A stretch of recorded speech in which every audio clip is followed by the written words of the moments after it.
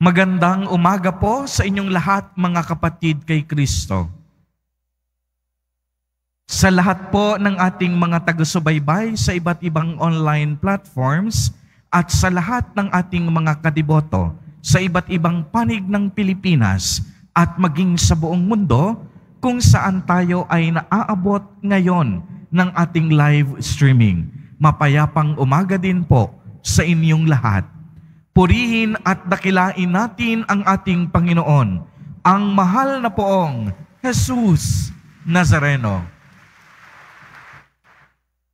Mga kapatid kay Kristo at mga kadiboto, malugod po namin kayong tinatanggap sa Basilica Minor at Pambansang Dambana ni Jesus Nazareno. Tampok po sa ating ebanghelyo sa araw na ito ang mga taong namangha nang makita na si Jesus ay gumawa ng himala at nagpalayas ng mga demonyo. Subalit ang pagkamangha ay hindi lahat nauuwi sa matibay na pananampalataya. Kabilang na dito ang ating ebanghelyo sa araw na ito. Bakit? Dahil sa halip makita ng mga tao ang kapangyarihan ng Diyos na nagliligtas, nakikita nila kay Jesus Nazareno ang kapangyarihan ni Beelzebul, ang prinsipe ng mga demonyo. Para sa kanila, ang pagpapagaling at mga himala na ginawa ni Jesus Nazareno ay gawa ng Diablo at hindi galing sa Diyos. Marami sa kanila ang hindi makaunawa na si Jesus ay tunay na Panginoon at tunay na Mesiyas. Marami sa kanila na hindi tinatanggap si Jesus Nazareno bilang totoong tao at totoong Diyos. Kaya nga po ating maitatanong, paano nasasabi ng mga taong iyon na si Jesus ay nagpapalayas ng demonyo sa pamamagitan ng kapangyarihan ng kasamaan? Simple lang ang sagot, dahil sa inggit at katigasan ng kanilang mga ulo. Uulitin ko po, hindi dahil sa hindi sila makapaniwala, kung hindi dahil ang mga taong ito ay naiinggit at napakatigas na ng kanilang mga puso. Alam natin na inggit at galit ang naghahari sa puso ng mga tao at ng mga eskriba. Dahil si Jesus Nazareno nakakagawa ng mga himala at kababalaghan sa lahat ng oras at lahat ng pagkakataon na kaniyang naisin.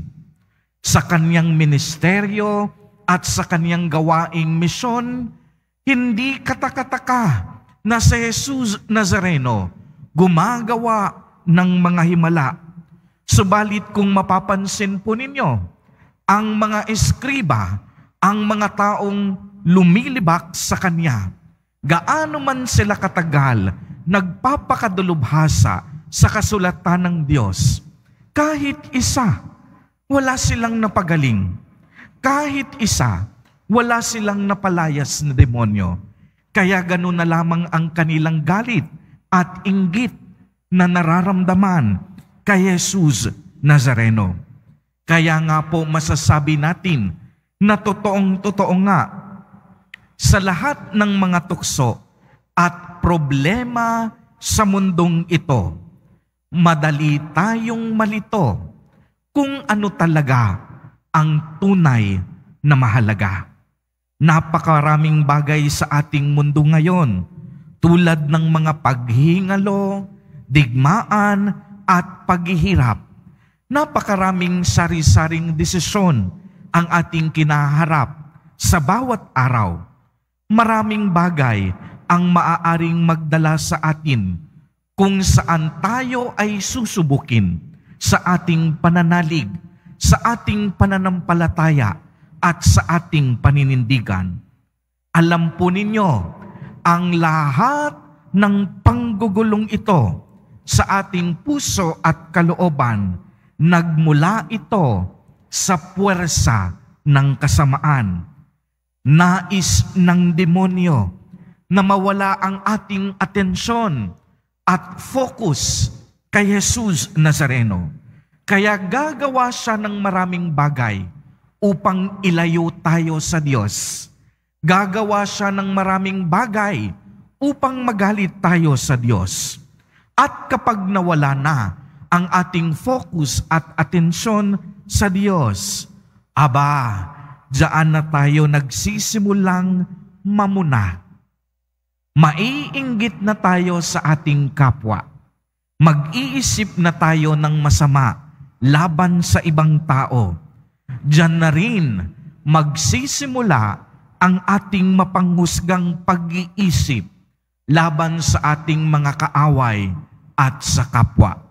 Kaya nga magandang itanong natin sa ating mga sarili, kung may namumuubang galit, puot at hinanakit sa iyong puso, sapagkat ang mga ito ay gawa ng kasamaan. Ang mga ito hatid ng hindi magandang puwersa. Dahil ang Panginoong Diyos, ang nais niyang maghari sa iyong puso, pagmamahal, pagpapatawad, at pagkakaunawaan.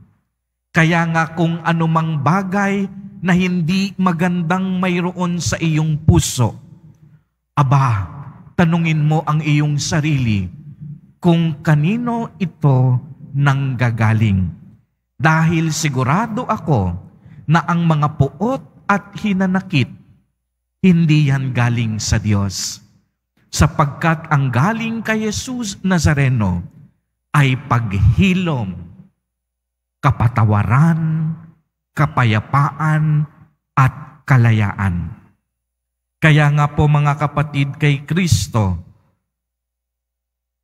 ang lahat ng panggugulong ito ay kayang-kaya nating malampasan at isang mabisang panlaban sa puwersa ng kasamaan ay ang ating debosyon. Ang ating debosyon sa banal na Eucharistia, ang ating debosyon sa Santo Rosario, at higit sa lahat, ang ating debosyon kay Jesus Nazareno. Dahil sa pamamagitan nito, mas lalong lumalalim ang ating pakikipag-ugnayan sa Diyos. Sa pamamagitan ng debosyon, tinuturuan tayo nitong mas kumapit at umasa sa Diyos. Sa pamamagitan ng debosyon, ay tinuturuan tayo dito na magpatawad at magsakripisyo. Sa pamamagitan ng debosyon, pinalalakas at pinatitibay nito ang ating pananampalataya at pananalig. Sa pamamagitan ng debosyon, mas higit nating nakikilala ang kadakilaan at kabutihang loob ni Jesus Nazareno bilang ating Panginoon at tagapagligtas. Kaya maaari bang pumalakpak ang mga kadibotong may debosyon kay Jesus Nazareno? At kung mapapansin naman po ninyo, di po ba't sa may taong debosyon, ramdam natin na hindi tayo kailanman pinababayaan ni Jesus Nazareno. Ang isang taong may malalim na debosyon, ang isang debotong malakas ang pananampalataya sa Diyos, hindi papasukan yan ng masamang espiritu. Ang taong may malalim na debosyon, ilalayo at iingatan ng Diyos sa lahat ng panganib, sa lahat ng sakit, at sa lahat ng pangamba at alalahanin sa buhay. At ang taong may debosyon, lagi po niyang mararamdaman ang kaligtasan sa piling ni Jesus Nazareno. Kaya maaari bang pumalakpak ng mas malakas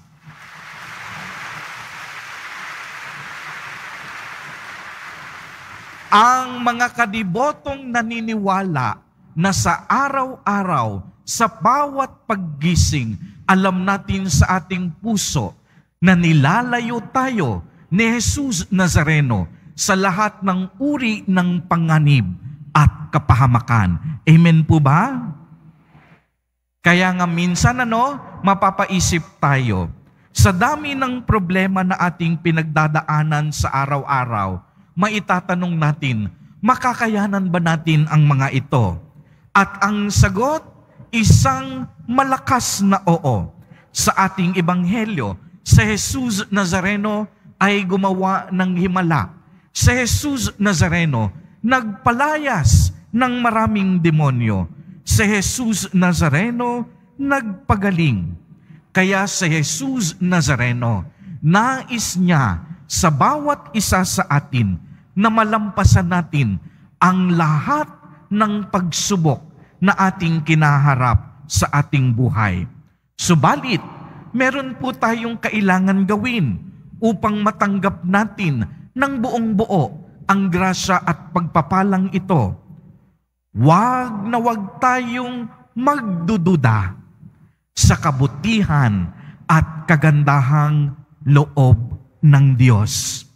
Araw-araw sa bawat pagpintig ng ating puso, maniwala at magtiwala tayong lagi sa Kanyang banal na kapangyarihan. Amen.